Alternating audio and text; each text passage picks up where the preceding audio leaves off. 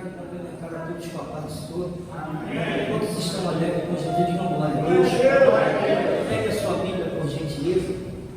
Evangelho segundo escreveu Mateus, capítulo de número 24, verso 1 e o verso de número 2. Deus abençoe os nossos irmãos. Sou grato a Deus por essa oportunidade de estar uma vez mais na presença de Deus. O Evangelho segundo escreveu Mateus 24, verso 1 e 2 diz assim: Tendo Jesus saído do templo, ia se retirando quando se aproximaram dele os seus discípulos, para lhe mostrar a construção do templo. Ele, porém, lhes disse: Na verdade, tudo isto, em verdade vos digo, que não ficará aqui pedra sobre pedra que não seja derribada. Senhoras e senhores, o templo de Salomão, que fora destruído pelos romanos, reconstruído por Zorobabel e reformado por Herodes. Perceba que quando Herodes ele assume o cetro de Judá para reinar em Jerusalém, ele resolve fazer uma reforma naquilo que para os judeus era um dos mais preciosos ícones da fé judaica, o famoso Templo de Salomão. A construção desse templo ocupou na história um espaço de 46 anos para ser construído. Na verdade, a reforma se inicia entre os anos 19 e 20 a.C. e somente entre os anos 62 a 64, na época do famoso governador Albino, que este templo foi completamente restaurado. A construção desse templo foi tão magnífica, tão formidável, que ele foi construído em 3 tipos de mármore: mármore preto, mármore branco e mármore amarelo. O preto representando os pecados da nação judaica, o branco representando a santidade de Israel, ocasionada pelo arrependimento, o amarelo representando a glória de Deus, ajudando Israel na busca da santidade, na busca da perfeição. Senhoras e senhores, observe que a reforma do templo foi tão extraordinária que Flávio José, o historiador do início do século, diz que todas as portas do templo eram tão grandes, eram tão enormes, que foram construídas todas elas revestidas de ouro.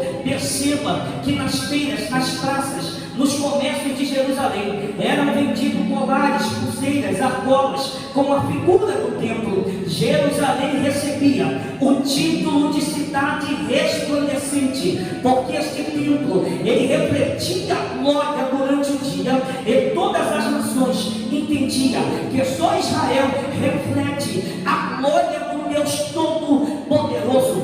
Perceba que esta construção que fora construída por Herodes, lógico que esta não foi a única obra de engenharia de Herodes.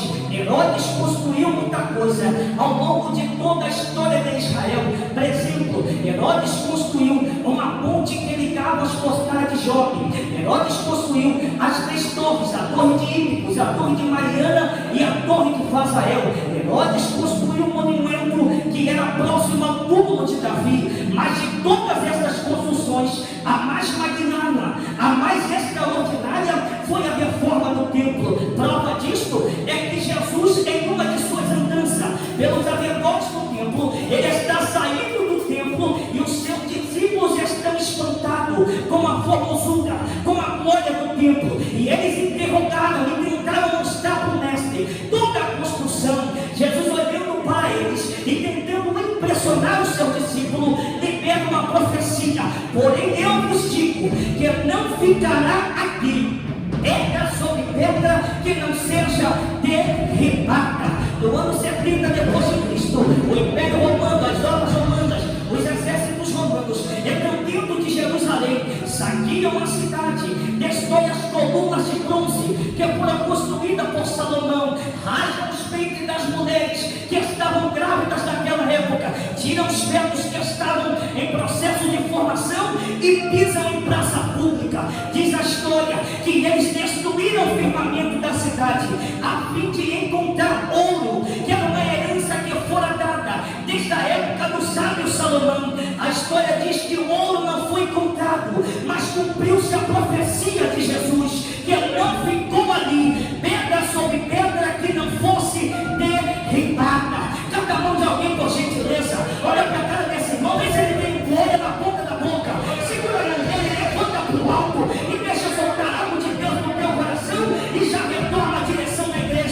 se Jesus profetizou 70 anos antes, depois, se cumpriu, então eu tomo por base para profetizar aqui esta noite que você está proibido de sair desse mundo sem levar para casa o que Deus te prometeu. Cada maneira, por gentileza, levanta o mais alto que você puder, libera uma profecia para ele. Também ele estava aqui esperando alguém profetizar dele. Meu irmão, hoje os céus já estão em movimento e o olhar de Deus é para esta casa. E ele disse que você não vai sair daqui sem receber o que ele te prometeu.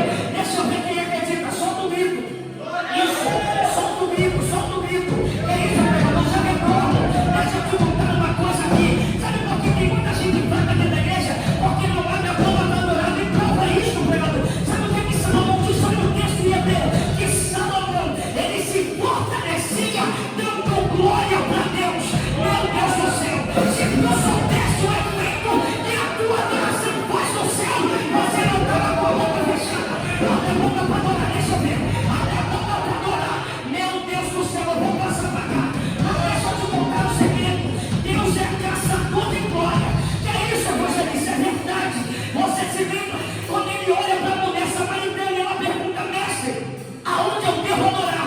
Ele diz, em qualquer lugar. O que importa é adorar, Pai, porque ele está procurando os verdadeiros adoradores. Não tem lugar para adorar. Você pode adorar até dentro do cemitério. Se tiver adoração, os céus adoram. Olha lá, tem gente me adorando. Olha lá, tem gente me adorando. Deus está caçando glória. Deixa eu ver se tu tem glória para cá. Deus está caçando glória nessa noite. Oh, meu Deus do céu. Oh, aleluia. Fique com esta palavra, entenda. O que Deus te prometeu, Ele vai cumprir. Cadê o glória? Cadê o glória? Cadê o glória?